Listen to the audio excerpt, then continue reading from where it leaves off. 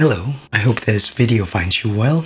My name is Dimas and my student ID number is 521057111.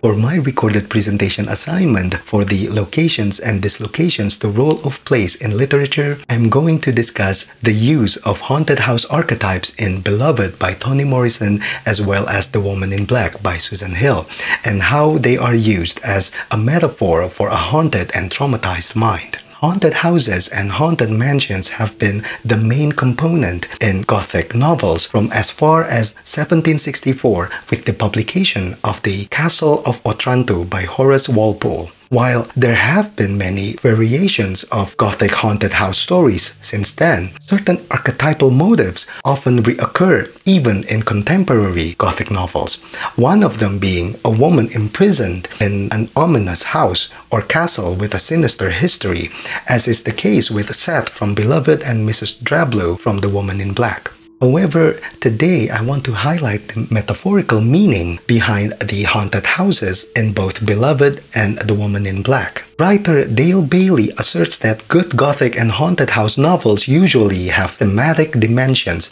provoking the reader's fears about themselves and society, and offering subversive critiques on class and the injustice towards gender and race. While the depiction of haunted house in Beloved and The Woman in Black embody those subtexts, I would argue that there is another theme that is brought forward in these novels, namely traumatized minds as another type of haunted house, and how these type of haunting can only be exorcised through verbalizing the trauma-inducing incident. The depiction of the human mind as a house is something that can be found in both academic and non-academic texts. Psychoanalyst Carl Jung considered the human mind as a house in which the upper floor room represents the conscious personality and the ground floor as the unconscious personality. A similar depiction is also found in popular fiction such as Stephen King's The Shining, where writer Dale Bailey argues that the haunted Overlook Hotel is used as a metaphor for the main character's deranged and dangerous personality, which houses repressed madness and rage. In Beloved, our main character Seth is a woman who survived slavery in 1855 America, who upon escaping to and residing in a house called 124 Blueston Road with her children Howard, Bugler, and Denver and her mother-in-law Baby Suggs,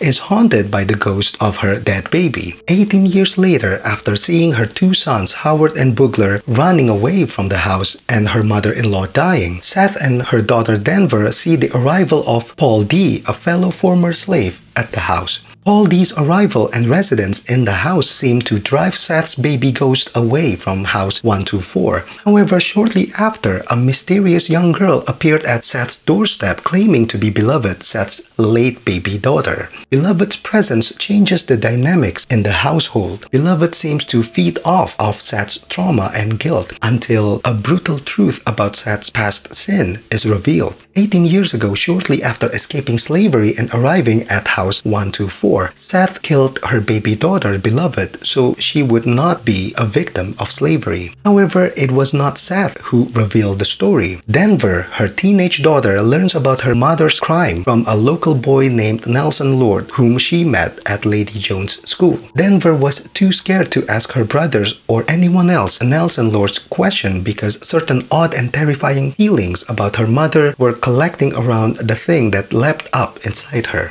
Similarly, Paul D., who by now is considered by Seth and Denver to be part of the family, only found out about Seth's crime from a family friend, Stampede, even though at first Paul D. does not want to accept the news as real. Paul D. slit the clipping out from under Stamp's palm.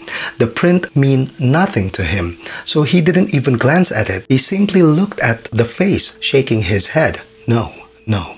Seth not only refuses to acknowledge her crime to the people closest to her, but she also refuses to be honest with herself. As she said to Paul D., she does not go inside. These particular words suggest that Seth knows that there is a house inside her mind, which she herself doesn't want to occupy, perhaps because she doesn't want to encounter the ghost that is roaming in it. Her mind has become what Sigmund Freud calls unhomely due to the repressed grief and trauma contaminating her mind. This results in Seth's inability to claim responsibility for her baby's murder. She tries to justify her action to Paul D that she only did what she did so that her baby would be safe, which makes Paul D and Denver drift away from her. Seth's refusal to objectively see the contaminating event renders it a non-event, or as if the event never took place, is what writer Andrew Hong Soon Ng argues could potentially cost Seth her life. How Seth negotiates with her haunted mind contrasts with how the main character in another Gothic haunted house story, The Woman in Black, negotiates with his, highlighting the power of verbalizing trauma. In The Woman in Black, written by Susan Hill, we are introduced to Arthur Kipps, who, when the story starts, is a middle-aged man having a joyful time with his wife, Esme, 4 children, and 3 grandchildren on Christmas Eve in the countryside. In contrast with House 124 in Beloved, where a kind of weeping clung to the air, the family house called Monk's Peace in The Woman in Black has been the happiest of homes for 14 years, and Arthur gets along well with his family. However, just like Seth in Beloved, Arthur harbors a secret. There is a traumatic experience in his youth that he has yet to share with his loved ones. And in the tradition of Gothic fiction, it involves a haunted house, an entrapped woman, and the loss of a child. Arthur is forced to confront his deep-seated trauma when his children, who are all gathering by the fireplace, ask him to tell them about a ghost story to scare one another. While at first Arthur sees it as a high-spirited and harmless game for the festive season, he quickly grows uncomfortable as he feels the rising flood of memory. When one of his children asks Arthur to tell his ghost story, he tries to refuse it. However, when his children keeps pushing him, he becomes upset and quickly leaves the room. While Arthur's initial refusal to be open to his family about what ails him resembles Seth in Beloved, Arthur does not try to remove the traumatic part of his life from his memory or make it into a non-event. Early in the story, Arthur accepts that the experience would never leave him, that it was now woven into his very fibers, an inseparable part of his past. Like Seth in Beloved, Arthur regards his mind as a haunted space, since he admits that his mind is haunted by an old ghost. But unlike Seth, Arthur understands that the way to banish an old ghost that continues its haunting is to exorcise it. The way Arthur decides to exorcise his mind's ghost is by writing it down. In one of the passages in the book, Arthur says, "I would write my own ghost story. Then perhaps I should finally be free of it for whatever life remained for me to enjoy."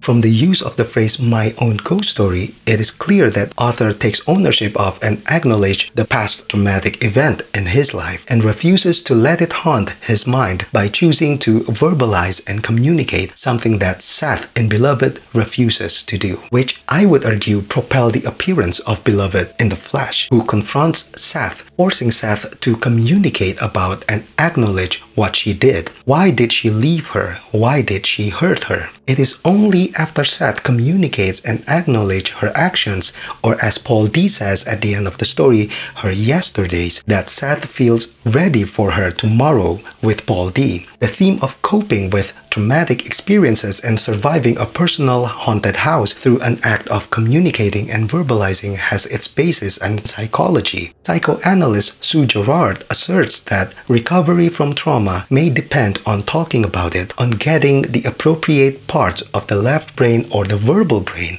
activated to put the traumatic experience into context. Research has shown that putting stress into words is an effective way of coping with it in many circumstances. I would argue that the metaphor of a traumatized human mind as a haunted house in both Beloved and The Woman in Black, and how the characters negotiate with ghosts of their past and the place they inhabit to reach liberation, proves what writer Dale Bailey asserts about the subversive power of Gothic fiction. In Beloved and The Woman in Black, the image of an isolated and crumbling haunted house, or in this case, haunted minds, serves as a cautionary tale of what could happen to the mind and body when grief and trauma are left untreated and uncommunicated. And that brings us to the end of my analysis of trauma as a haunted house in Beloved and The Woman in Black. I hope this presentation can prompt discussions about the importance of verbalization and communication in treating trauma. Thank you for your time and attention.